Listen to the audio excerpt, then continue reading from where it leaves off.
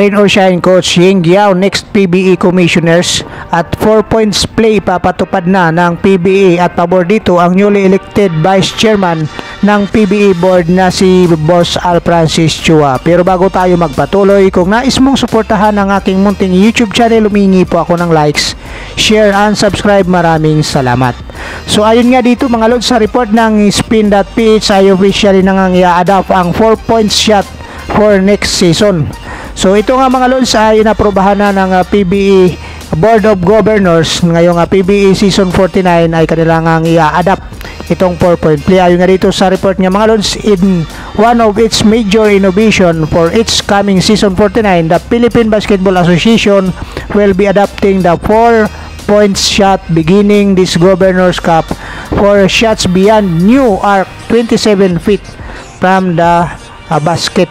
So ngayon mga lods, pabor dito itong si newly elected PBE Vice Chairman Al Francis Chua sa recommendation nga o itong ipapatupad na, dahil ayon sa kanya maiiwasan na itong palaging ginagawang zone defense ng ating mga coach, dahil pagtutuunan na natin ng pansin yung perimeter dahil nga sa 4 point play na nga itong mga lods. So ibig sabihin nito nga mga lods, pagkakaroon ng panibagong guhit 27 feet from the basket, yun ang magiging 4 point play ayon dyan sa balita ng Spin at saka yung sinabi rin itong si Al Francis Chua. So ang kagandahan dito ay makakapag-adjust yung mga coaches sa PBA sa kanilang strategy nga mga lods, dahil nga maaari nang makahabol yung isang kupunan, lalong-lalo na kung apat lang ang kalamangan ng isang team na para sa mahabol nga ito dahil dito sa 4 point play. At dito nga sinasabi nga din ni Al Francis Chua mga lods na dahil dito sa 4 point play na ipapatupad ng PBA ay more on man-to-man basketball defense ang i-implement dito ng mga PBA coaches, dahil para maiwasan nga na matirahan sila beyond 27 feet. Yun ang sinasabi. Katulad nga ng mga lods nung nangyari sa PBA All-Star Bacolod nga itong 2024, kung saan tinirahan nga ni Robert Bulik itong si Calvin Oftana at pumasok nga yun mga lods, 4 point nga yung bilang doon sa All-Star na yun. Ngayon 5 ang kalamangan ng team Japet. At dito nga mga lods, dahil na-fall nga ni Oftana itong si Robert Bulik, nagkaroon pa ito ng free throw. So dahil sa free throw na yun mga lods, tumabla sa 140 nga ang talaan ng score ng dito nga All-Star. So isa yan sa mga magiging magandang halimbawa nitong 4 point play nga mga lods ng PBA. Maaari maging 5 points pa nga kung mapa-foul mo yun beyond 27 feet nga mga lods. So dito tayo sa pangalawang update natin, is Ying Giao willing to take on PBA Commissioner's job if offered, ayon dito sa report ng Spin.ph. So Sir Snow Badua nga itong mga lods ang nag-report nito.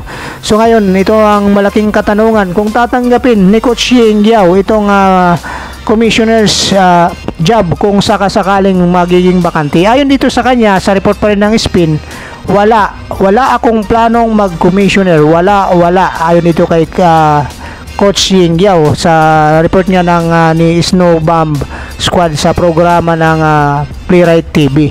So ibig sabihin nito nga mga lods, hindi interesado si Coach Ying Giao na maging next PBE Commissioners kahit nga i-offer ito sa kanya. So by the way, hindi naman ito bago sa ito si Coach Ying Giao nga mga lods, kasi nag-commissioner na nga ito sa PBL dati. So ayon mga sa kanya, ayusin natin to, maging sportsman tayo na talaga dapat magpagalingan tayo. Iba yung magaling sa magulang. Akala kasi ng ibang tao pag magulang ka na magaling ka, mali ayon kay Coach Ying Giao. Ngayon ang paliwanag nga dito mga lods ni Coach Ying Giao, bakit hindi niya tatanggapin itong PBA Commissioner's job kung sakasakaling mabakante, dahil nakikita na nga niya dito kay Commissioner Willie Marshall na kawawa nga, dahil ayon nga kay Coach Ying Giao ang mga susunod ay hindi yung PBA commissioners kundi ang PBA board pa rin ang nagde-decision dito ng mga lods. Kaya lumalabas si PBA commissioners Willie Marshall yung sinisisi ng mga tao sa mga hindi patas na trade, lalo na dito mga lods. Ayon nga dito sa kanya, ang mali ay mali. Was also one with the fans in believing that one of the reason why the PBA has lost its luster is because of its lack of parity and unfair trades. So ito yung sinasabi ni Coach Ying Yao dito ng mga lods. So ngayon kasi sinisisi ng mga fans natin, mga fans, itong si Coach Willie Marshall, bakit inaaprubahan itong mga unfair trades na nangyayari.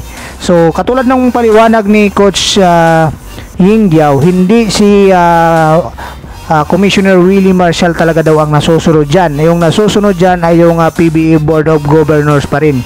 At sabi pa nga ni Coach Ying Yao sa paliwanag niya dito sa spin na mangyayari lang ito pag ang nag-uusap na nga dito yung mga may-ari mismo ng kupunan ng mga lods. So yung pagiging gentleman agreement nila mga lods, magiging sportsman, yun ang gustong pairalin ni Coach Ying Yao. Maayos at maayos ang problema nga daw dito kung yun ang gagawin ng mga may-ari ng PBA teams. Kasi sa ngayon nga napupunta yung sisi dito kay Commissioner Willie Marshall. So yun ang hindi natin masyadong naiintindihan mga lods bilang taga-subaybay ng PBA, bilang mga netizens, yun ang ating dinaintindihan. So ngayon ayon naman ito sa report ng spin.ph, PBA Board Vargas Chairman Chua, new Vice Chairman Marshall reconfirm.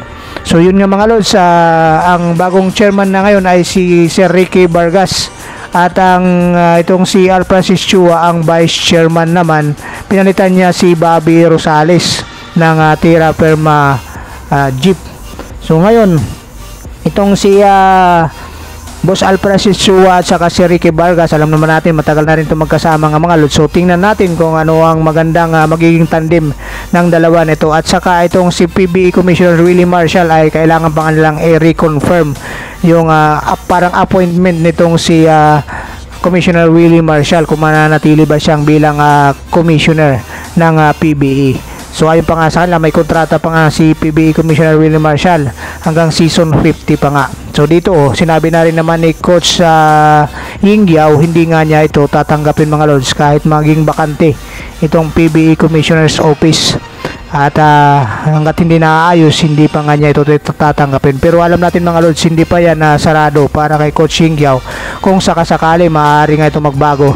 Dahil si Coach Ying Yao, alam natin na mayroon itong pagmamahal para sa PBA at hindi niya ito kayang talikuran kung sakasakaling kakatok na nga ito para sa kanya yung paglilingkod para dito sa PBA. So anyway mga lods, maraming salamat sa patuloy niyong suporta sa aking munting YouTube channel. Congratulations para dito sa bagong Vice Chairman na si Al Francis Chua at ang Chairman na si Ricky Vargas.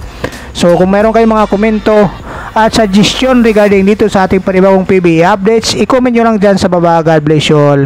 Bye bye.